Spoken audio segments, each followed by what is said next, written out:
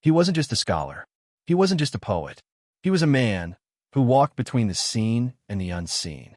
In the deserts of Mecca, in the gardens of Damascus, he saw visions of light. He spoke the language of angels. He felt the divine whisper in every leaf. His heart became the throne of the merciful. And his words? They still echo 800 years later. But who was this man called Ibn Arabi? Why did some call him a saint, while others whispered heresy behind his back? This is not just a story. It's a spiritual journey, a call to awaken, a mirror to your soul. Stay with me for the next few minutes, because if you've ever wondered whether there's more to life than just what we see, Ibn Arabi's journey may change how you see everything. Ibn al-Arabi, 1165 to 1240 CE, often called al-Shaykh al-Akbar, the greatest master, is one of the most celebrated mystics, philosophers, and poets of the Islamic tradition. His life, filled with spiritual insight, travel, scholarship, and profound mystical experiences, reads like a living tapestry of divine intimacy.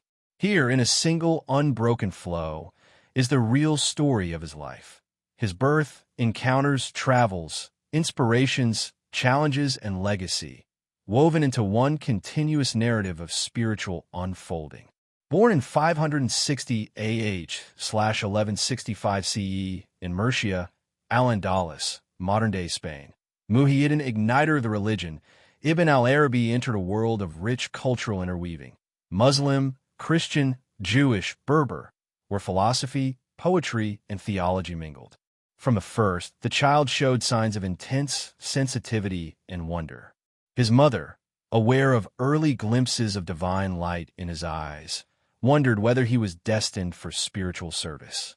His father, a Qadi judge, ensured he received a thorough education, and by the age of 18, Ibn Arabi had mastered Quranic recitation, law, syntax, and had begun studying poetry and Sufi practice. A pivotal transformation occurred in 1186, when at around age 22, he had a powerful visionary experience during prayer in Murcia. In a dreamlike state, he perceived an immense ocean of lights, a cosmic, living light which revealed the absolute reality, al-Haq. As the imam of the congregation recited, Ibn al-Arabi felt a direct, all-encompassing presence. One moment, he was firmly rooted in himself. The next, he felt he stood before the throne of God. He knew immediately that his life had transformed and that there was no return.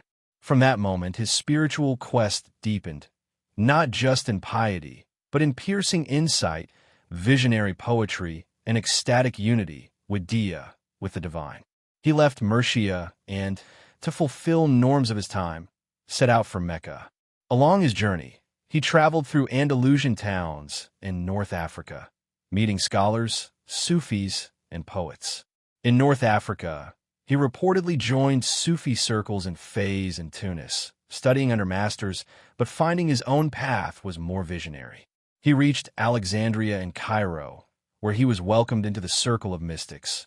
He recited the Quran in gatherings, shared his visions, and soon was known for his poetic, spiritual eloquence. He completed his pilgrimage to Mecca in 1202 CE, embarking on what would become his lifelong pattern: journeys in search of both outward knowledge and inward unveiling. Mecca itself became a spiritual home. He repeated the Hajj multiple times. He composed many of his great works there, including commentaries on the names of God, ecstatic poetry celebrating divine love, and the monumental Fut al-Makkiyah, the Meccan Openings, a multi-volume treasury of spiritual insight, metaphysics, cosmology, and mystical psychology. In these writings, he presents the concept of the perfect man, al-Insan al-Kamil, a realized human who manifests all divine names and serves as the mirror of God to the cosmos. Ibn al-Arabi's teachings emphasize the unity of being, waḥdat al-wujūd, the essential oneness of all existence, manifesting from the single divine reality. Yet he is careful to affirm the absolute transcendence of God, the unity in multiplicity through the divine names. Everything in creation is a sign, ayah, a name of God manifesting his attributes. Human spiritual growth lies in realizing that the cosmos, the Quran, and the heart are all one tapestry woven by the divine word, al-Quran in the fullest sense. He also delved into esoteric interpretations of Islamic practice, visionary prayer rituals, cosmological symbolism in pilgrimage, concealed meanings in prophecy, even prophets' spiritual journey. His ideas were not merely abstract, they were meant to be lived. He taught that the seeker must ride the solitary, the spirit, and the mirror of the spirit in stages of annihilation, fana, and subsistence, baka, to be inwardly transformed until a human becomes so transparent to divine light that all semblance of separation is dissolved. His spiritual reputation attracted princes, scholars, mystics, and poets. In Damascus, 1219 c, he was welcomed by the emirs and scholars. He lectured openly, but his controversial ideas occasionally drew criticism from legalistic circles uneasy with his metaphysical language. Yet his personal demeanor, humble, gentle, poetic, deeply devotional in night-long acts of worship, won many hearts. He continued to write, producing poetry collections that overflow with longing, divine intoxication, metaphors of wine, gardens, and beloved. But controversy followed him from Andalusia. His concept of waḥdat al-wujūd was not easily accepted by more literalist scholars. In Mecca and Damascus, some accused him of pantheism. He defended himself, clarifying that unity refers to the oneness of being in God, not unity of God and beings. The multiplicity remains. The divine essence remains utterly transcendent. Only the names and attributes reflect in creation. In later years, he withdrew from public discourse and performances, mainly seduction of the audience, focusing on teaching close companions, writing, and perseverance in night prayer, tahajjud. In 1240 CE, 638 AH, at the age of 75, he passed away in Damascus. His funeral prayer was said in the Mayad Mosque. Thousands followed the cortege. The emirs and ulama honored him, though some debated his ideas. Yet the murmur across the city, here lay a man whose heart was the abode of the merciful.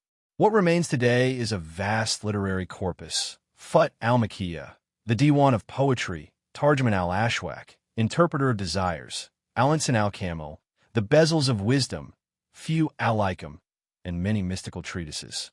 Sufi orders across the Islamic world, particularly in North Africa, India, Turkey, drew deeply upon his spiritual philosophy.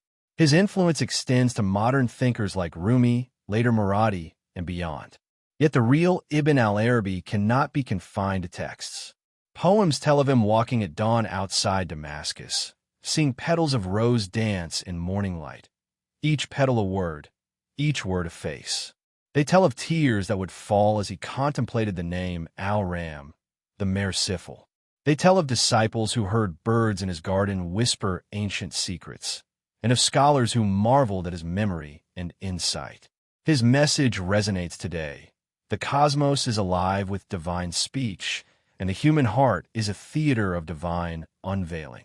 The Prophet Muhammad is the ultimate mirror, the archetype of the perfect man, and all creation returns to him in the silent song of love.